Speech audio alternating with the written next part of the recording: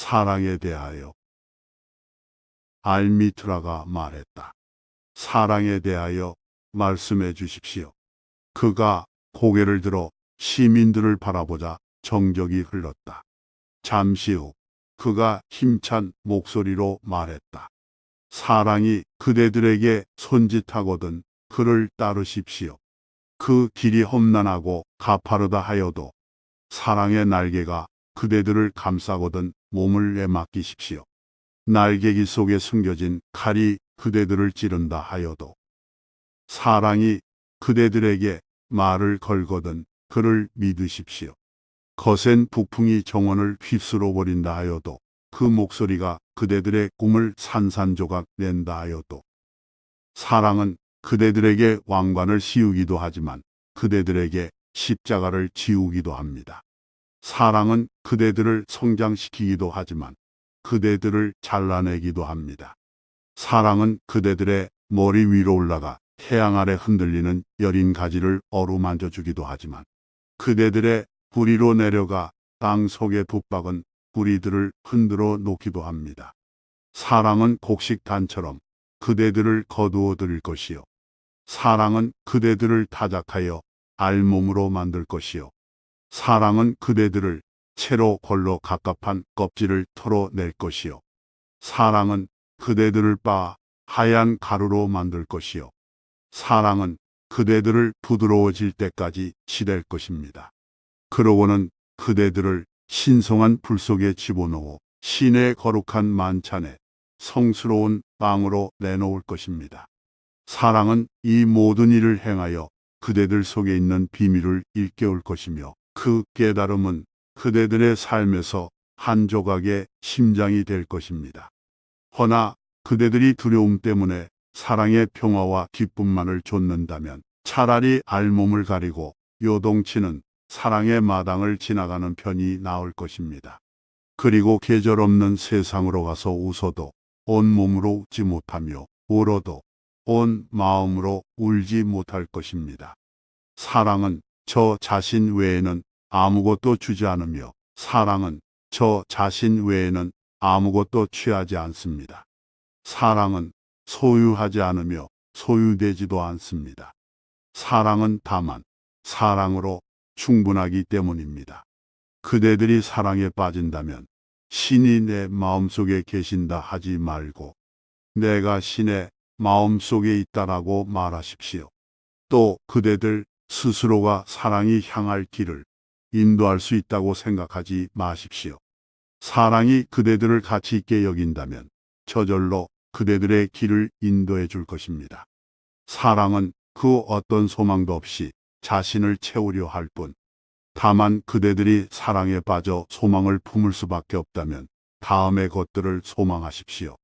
녹아서 밤새도록 노래하며 흐르는 시냇물이 되기를, 넘치는 다정함으로 인한 고통을 알게 되기를, 스스로 알게 된 사랑으로 상처받고 즐거운 마음으로 기꺼이 피 흘리기를, 날개 달린 마음으로 새벽에 일어나 사랑할 날이 하루 더 있다는 것에 감사하기를, 한낮에 휴식을 취하며 사랑의 황홀함을 되새기기를, 저녁에는 감사하는 마음으로 집에 돌아오기를, 그리고 마음속으로 사랑하는 이를 위해 기도하기를, 그대들의 입술로 찬미의 노래를 부르며 잠들기를. 결혼에 대하여. 알미트라가 다시 물었다. 그러면 스승이시여, 결혼이란 무엇입니까? 그가 대답했다. 그대들 부부는 함께 태어나 평생을 함께 보낼 것입니다. 새하얀 죽음의 날개가 그대들의 세월을 흩어지게 할 때까지 함께 할 것입니다. 그대들은 신의 고요한 기억 속에서도 함께 할 것입니다. 그러나 함께하는 순간에도 서로 거리를 두고 하늘의 바람이 그대 둘 사이에서 춤추게 하십시오. 서로가 서로를 사랑하십시오. 허나 사랑의 서약은 맺지 말기를. 바다가 그대들 영원의 해안 사이에서 물결치게 하십시오. 서로의 잔을 채우되 한 잔으로 같이 마시지는 마십시오. 서로에게 자신의 빵을 주되 한 덩어리를 같이 먹지는 마십시오. 함께 노래하고 춤추며 기뻐하되 서로에게 혼자만의 시간을 주십시오. 마치 기타의 줄들이 하나의 음악에 함께 떨릴지라도 서로 떨어져 있는 것처럼 서로 마음을 주되 서로의 마음을 가지려 하지 마십시오. 생명의 손길만이 그대들의 마음을 소유할 수 있습니다. 함께 서 있되 너무 가까이 서 있지는 마십시오. 사원의 기둥이 서로 떨어져 있듯이 참나무와 사이프러스 나무도 서로의 그늘 아래서는 자라지 못하는 법입니다. 아이들에 대하여 이번에는 아이를 품에 안은 여인이 말했다. 아이들에 대하여 말씀해 주십시오. 그가 대답했다. 그대들의 아이들은 그대들의 것이 아닙니다. 아이들은 스스로 삶을 갈구하는 생명의 아들이자 생명의 딸입니다. 아이들은 그대들을 거쳐서 왔으나 그대들에게서 나온 것은 아니며 비록 그대들과 함께 지낸다 하여도 그대들의 소유물은 아닙니다. 아이들에게 그대들의 사랑을 주되 그대들의 생각까지 주지는 마십시오. 아이들 스스로도 생각할 줄 알기 때문입니다. 아이들의 몸이 몸을 집을 주되 영원히 몸을 집은 주지 마십시오. 아이들의 영혼은 그대들이 꿈에서라도 감히 찾을 수 없는 내일의 집에 살기 때문입니다. 아이들과 닮아가려 애쓰되 아이들에게 그대들을 닮으라고 강요하지 마십시오. 삶이란 뒤로 돌아가는 것도 어제와 함께 머무르는 것도 아니기 때문입니다. 그대들은 활이며 그 활에서 아이들은 살아있는 화살처럼 앞으로 나아갑니다. 궁수이신 그분은 무한히 펼쳐진 길에서 관역을 겨누십니다. 그리고 전능하신 힘으로 그대들을 당겨 화살이 저 멀리 빠르게 날아가도록 하십니다. 그러니 그분의 손에 당겨지는 것을 기뻐하십시오. 그분이 날아가는 화살을 사랑하듯 튼튼한 활도 사랑하실 것입니다. 주는 것에 대하여 이번에는 부유한 자가 말했다. 주는 것에 대하여 말씀해 주십시오. 그가 대답했다. 그대들이 가진 물건을 나눠준다면 그것은 주는 것이 아닙니다. 진실로 그대들 자신을 내줄 때 진정으로 주는 것입니다. 그대들이 가진 물건이란 매일 필요할까 걱정하는 마음에 그저 붙들어 지키고 있는 것이 아닙니까? 또 내일이란 무엇입니까? 지나치게 조심성 많은 개가 성지로 가는 순례자를 쫓아가다 발자국 없는 모래 속에 뼈다귀를 묻어버린다면 그 개에게 내일이 무슨 의미가 있겠습니까? 욕망이 채워지지 않을까 두려워함이란 무엇입니까? 욕망 그 자체가 두려움이 아닙니까? 그대들의 우물이 가득 찼음에도 목마름을 겁낸다면 그 목마름은 결코 풀 수 없는 것이 아닙니까? 많이 가지고 있어도 조금만 주는 자들이 있습니다. 이들은 인정받고 싶은 마음에 나누어줍니다. 그 숨은 욕심 때문에 준 선물마저 불결하게 만들어 버리는 것입니다. 반면에 가진 것은 적으나 전부를 내주는 자들이 있습니다. 이들은 삶을 긍정하고 삶의 풍요로움을 믿습니다. 그러니 이들의 샘은 절대 마르지 않을 것입니다. 기쁜 마음으로 주는 자들도 있습니다. 이들은 주는 기쁨을 상으로 압니다. 배 아파하며 주는 자들도 있습니다. 이들은 주는 아픔을 고달픈 세례로 여깁니다. 베풀며 배 아파하지도 않고 주는 기쁨을 찾지도 않으며 복을 행하는 것에 관심을 두지 않는 자들이 있습니다. 이들은 저기 골짜기에서 향기를 내뿜는 상록수와 같습니다.